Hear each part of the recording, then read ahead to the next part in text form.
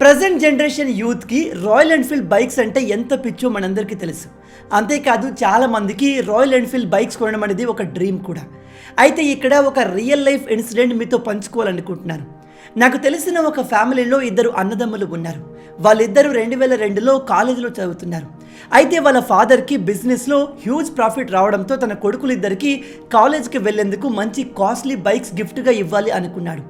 అందుకోసమని ఇద్దరు కొడుకులను పిలిచి వాళ్ళ ఫేవరెట్ బైక్స్ తెలుసుకుని దానికి కావాల్సిన మనీని వారికి ఇచ్చాడు. అయితే ఆ ఇద్దరిలో చిన్నవాడు డబ్బును తీసుకుని వెంటనే షోరూమ్కి వెళ్ళి రాయల్ ఎన్ఫీల్డ్ బైక్ని కొనుక్కున్నాడు. అయితే 2002లో ఈ రాయల్ ఎన్ఫీల్డ్ బైక్ కాస్ట్ 55,000. మరోవైపు పెద్ద కొడుకు కూడా ఆ 55,000 రూపాయలతో రాయల్ ఎన్ఫీల్డ్ని కొన్నాడు. అయితే ఇక్కడ అతను కొన్నది బైక్ని కాదు, రాయల్ ఎన్ఫీల్డ్ యొక్క స్టాక్స్ని. ఆ సమయంలో ఆ కంపెనీలో ఒక షేర్ ప్రైస్ 17.50 రూపాయలుగా ఉండేది. తన దగ్గర ఉన్న 55,000 రూపాయలతో దాదాపు 3,142 షేర్స్ కొన్నాడు. చిన్నవాడు ఇవేమీ పట్టించుకోలేదు. 22 ఏళ్ల తర్వాత ప్రస్తుతం చూస్తే చిన్నవాడి రాయల్ ఎన్ఫీల్డ్ బైక్ పాడైపోయి కంప్లీట్గా షెడ్కి వెళ్ళిపోయింది. దాన్ని ఇప్పుడు అమ్మితే దాదాపు 20,000 రావడం కూడా చాలా కష్టం.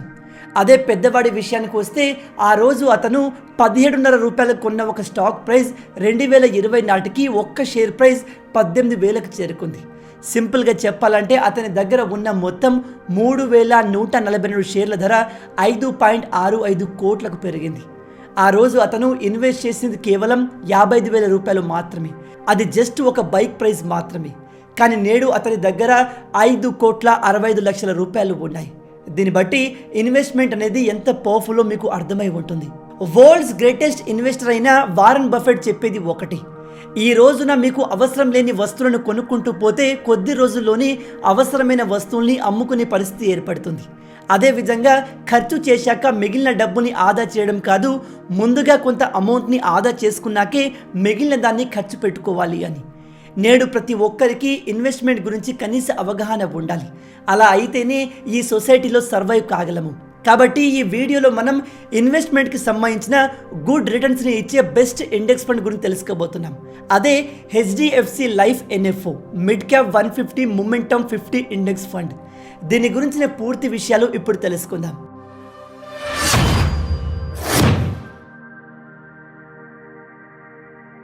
HDFC లైఫ్ ఇన్సూరెన్స్ అనేది లైఫ్ ఇన్సూరెన్స్ సెక్టార్లో ఒక ట్రస్టెడ్ బ్రాండ్. ప్రస్తుతం వీళ్ళు మిడ్ క్యాప్ 150 మొమెంటమ్ 50 ఇండెక్స్ ఫండ్తో ముందుకు వచ్చారు. ప్రజెంట్గా వీళ్ళ సబ్స్క్రిప్షన్ మార్చి 31 వరకు అవైలబుల్గా ఉంది. అంటే కేవలం ఇంకా 5 రోజులు మాత్రమే మిగిలి ఉంది. ఈ ఫండ్ NAV అనేది కేవలం 10 రూపాయల నుంచే ఎనాబుల్ చేసుకునేందుకు అవైలబుల్గా ఉంది. పాలసీ హోల్డర్లు క్యాపిటల్ అప్రిషియేషన్ జనరేట్ చేయడం అనేది లాంగ్ టర్మ్లో mid cap 150 momentum 50 index list కింద స్టాక్ అయిన ఇన్వెస్ట్మెంట్ ప్యాటర్న్స్ని రీప్లికేట్ చేస్తుంది. HDFC లైఫ్ NFO అనేది టాప్ 50 కంపెనీస్లో ఇన్వెస్ట్ చేస్తుంది. కాబట్టి ఎలాంటి ఫండ్ మేనేజర్ లేకుండానే హై రిటర్న్స్ని జనరేట్ చేస్తుంది. ఈ ఫండ్లను స్టాక్స్లో ఇన్వెస్ట్ చేసినప్పుడు అవి పూర్ రిటర్న్స్ని ఇస్తుంటే వాటిని బాగా పర్ఫామ్ చేస్తున్న వాటిలో మారుస్తూ ఉంటారు. మిడ్ క్యాప్ కంపెనీలు తమ సెక్టార్స్లో ఎక్స్పోజర్ అండ్ డైవర్సిఫికేషన్ అందిస్తాయి. ఇవి higher growth opportunity and potential ఇవ్వడంతో ఇవే రేపు లార్జ్ క్యాప్స్ లాగా మారుతాయి. ఇండెక్స్ ఫండ్ అనేది ఫైనాన్షియల్ మార్కెట్కి సరిపోయేలా పోర్ట్ఫోలియో కలిగి ఉండే ఫండ్ కాబట్టి ఇవి మార్కెట్ పర్ఫార్మెన్స్ ఎలా ఉన్నా బెంచ్ మార్క్ ఇండెక్స్తో పోల్చదగిన రిటర్న్స్ని ఇస్తాయి. ఈ ఫండ్స్ అనేవి సాధారణంగా పర్ఫార్మెన్స్ మీద డిపెండ్ అయి ఉంటాయి. కాబట్టి ఫండ్ యొక్క పనితీరు విషయంలో ఎలాంటి వరీనెస్ కానీ టెన్షన్ కానీ పడాల్సిన అవసరం లేదు. అలాగే స్టాక్లను ఫండ్ మేనేజర్ ఎంపిక చేస్తాడు. కంప్యూటర్ అల్గారిథం ద్వారా ఈ స్టాక్స్ బెస్ట్గా పర్ఫామ్ చేసి మీ పోర్ట్ఫోలియోలో భాగం అవుతాయి. ఈ NFO Nifty mid cap 150 momentum 50 అనేది లాస్ట్ 5 ఇయర్స్లో దాదాపు 31.2% రిటర్న్ ఇస్తే లాస్ట్ 10 ఇయర్స్లో 27.4% రిటర్న్ని అందించింది. కాబట్టి HDFC లైఫ్ NFO అనేది ఇదే విధంగా రిటర్న్స్ని ఇస్తుందని ఎక్స్పెక్ట్ చేయవచ్చు. మీరు 2014లో నిఫ్టీ మిడ్ క్యాప్ 150 మొమెంటమ్ 50 ఫండ్లో కనుక ఇన్వెస్ట్ చేసి ఉన్నట్టయితే ఈ 10 ఇయర్స్లో మీ రిటర్న్స్ అనేవి 11 టైమ్స్ అయ్యేవి. HDFC life insurance company limited అనేది HDFC బ్యాంక్ లిమిటెడ్ ద్వారా ప్రమోట్ చేయబడుతుంది.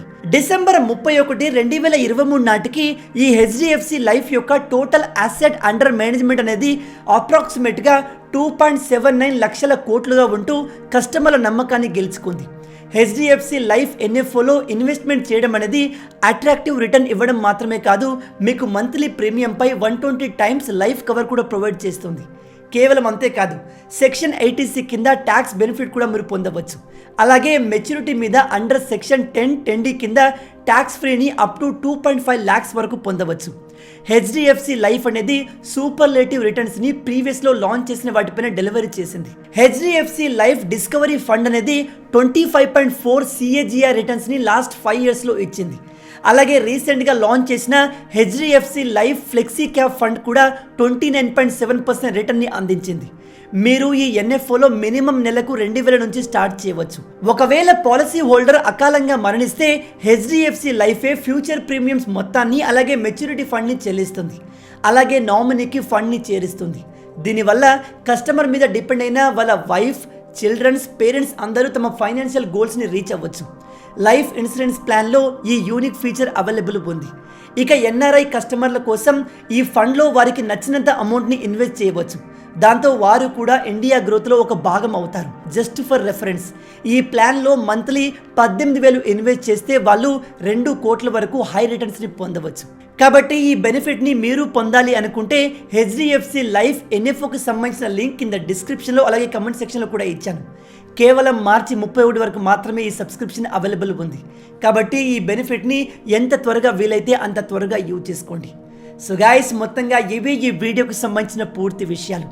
రాబోయే వీడియోలో ఇంకో ఇంట్రెస్టింగ్ టాపిక్తో మళ్ళీ కలుద్దాం. అంటిల్ దెన్, జై హింద్.